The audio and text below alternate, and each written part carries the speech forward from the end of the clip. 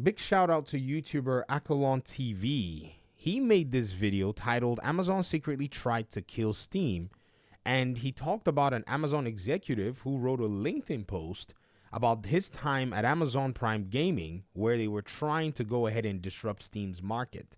I tracked down the post on LinkedIn and I found it.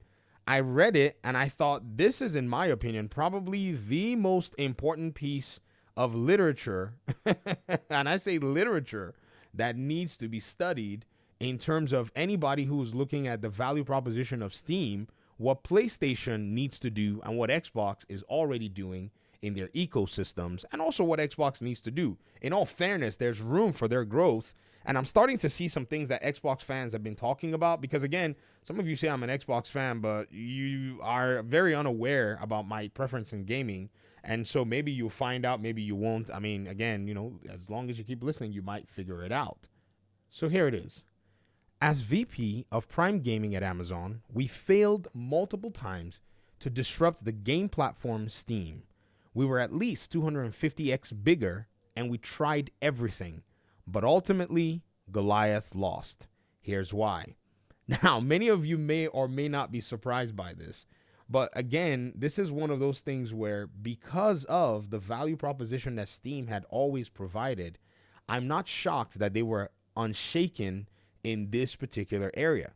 Amazon and value proposition are not necessarily two things that you would say in the exact same statement, seeing that Amazon basically positions itself first as a value proposer and then eventually turns and shafts its own users. It did it with Amazon Prime. It did it with Prime Video, where it's decided to go ahead and take into account an advertising tier and a non-advertising tier after many years, which I think is absolute nonsense. And now you can see pretty much a former VP coming out to tell you guys why these strategies basically don't necessarily or didn't necessarily work against Steam. He says the 15-year-long attempt to challenge Steam started before I was VP of Prime Gaming, but we never cracked the code. Not under my leadership or anyone else's. The first way we tried to enter the online gaming store market was through acquisition. We acquired Reflexive Entertainment, a small PC game store, and tried to scale it. It went nowhere. Then after buying Twitch, we created our own PC game store. Our assumption was that gamers would naturally buy from us because they were already using Twitch. Wrong. Finally, we built Luna, a game streaming service that let people play without a high-end PC around the same time. Google tried the same thing with the product Stadia. Neither gained significant traction. The whole time, Steam dominated despite being a relatively small company compared to Amazon and Google. The mistake was that we underestimated what made consumers use Steam. Now, this gentleman put his own theories here, but he's not even close to the mark because he gets corrected in the comment section, just so you know. But I want to go ahead and read it out anyways. It was a store, a social network, a library, and a trophy case all in one, and it worked well. At Amazon, we assumed that size and visibility would be enough to attract customers, but we underestimated the power of existing user habits. We never validated our core assumptions before investing heavily into solutions. The truth is that gamers already had the solution to their problems, and they weren't going to switch platforms just because a new one was available. Phil Spencer understands this, don't you? Are you guys not seeing how Phil Spencer already gets the memo? Are you guys not seeing this? That he already gets the memo. Just because you're a giant doesn't mean you're going to go out there and play some random game like exclusivity or cosplay exclusivity and think people are going to come in and buy your box. People like where they're already playing their games at. If you lost them, that was your fault. To be able to win them back is a long shot. Rather, serve them where they are. That is business. I'll keep reading. We needed to build something dramatically better, but we failed to do so. And we needed to validate our assumptions about our customers. And, but we never really did. I did that either. Just because you're big enough to build something doesn't mean people would use it. Reflecting on these mistakes, I realized how crucial it is to deeply understand the customers.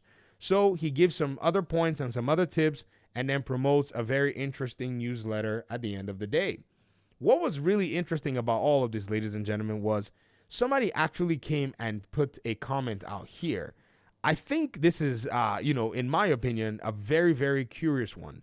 This person said something about Steam. They said Steam sells customer advocacy.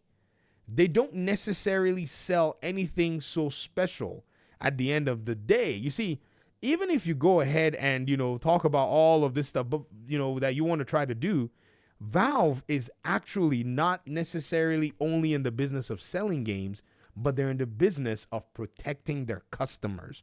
This is why Steam is a juggernaut. They're here to serve you. When anybody looks at Xbox's business model right now, when they try to say, well, is it going to be like Steam? Is it going to be this? Is it going to be that? What is Xbox going to do? Xbox is taking a very similar approach.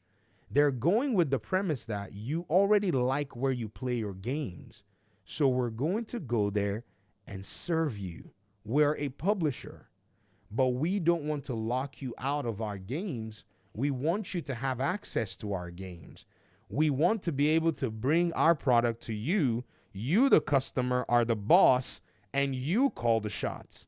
In Twitter world, though, all they see is console word, console word done work, executing file, error.exe, because many of them are programmed by the old ways that the companies have programmed and actually conditioned them to think. This is why a lot of people fled to PC, because in that conditioning were all kinds of bogus nonsenses going on that many people did not necessarily vibe with.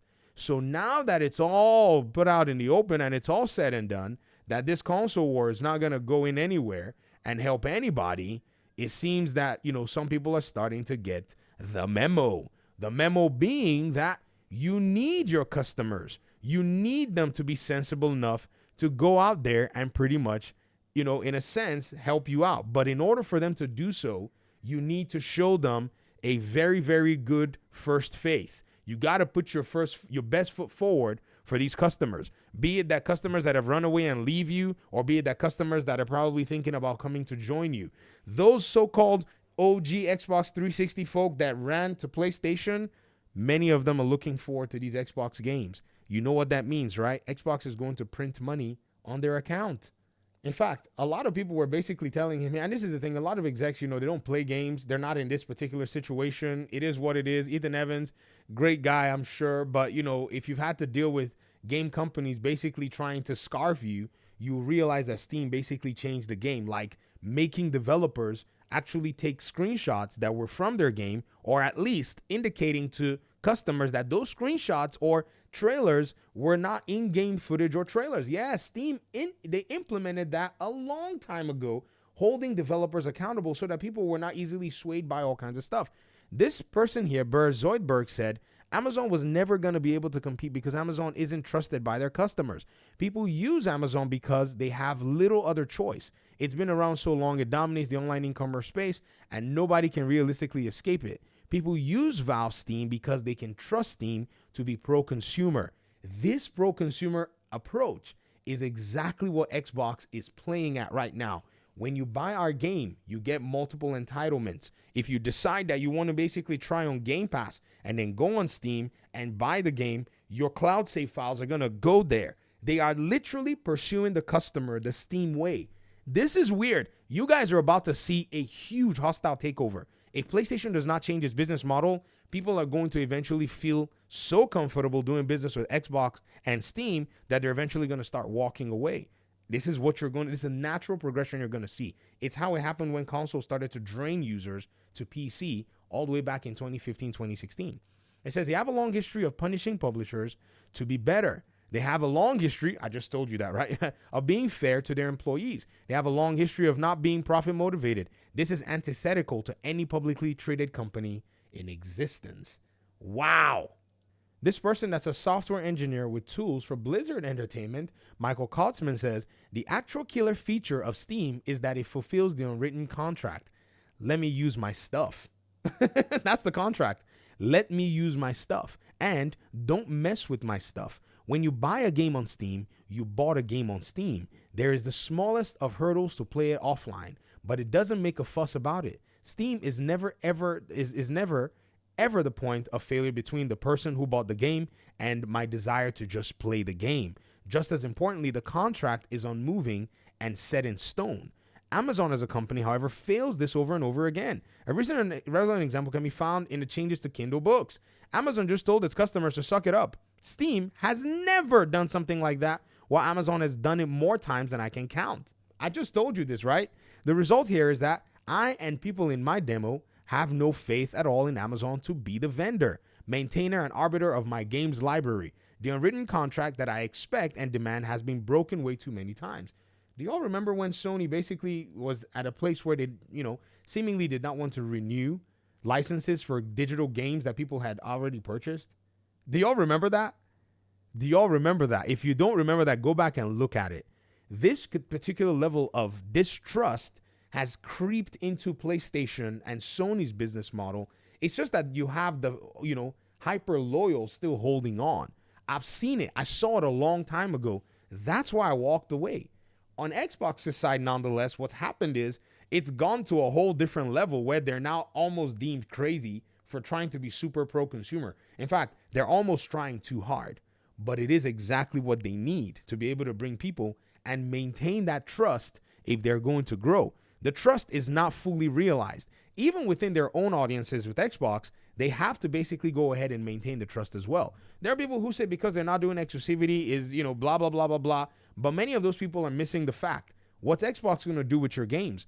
Phil has said it. He's going to respect your games. He's going to basically ensure that because they're making money on the console, the most amount of money, they're going to ensure that your games get cross, entitlements. Every time you buy an Xbox game, you understand that your library is going to be respected. They're going to go ahead and try to do backward compatibility for all your games.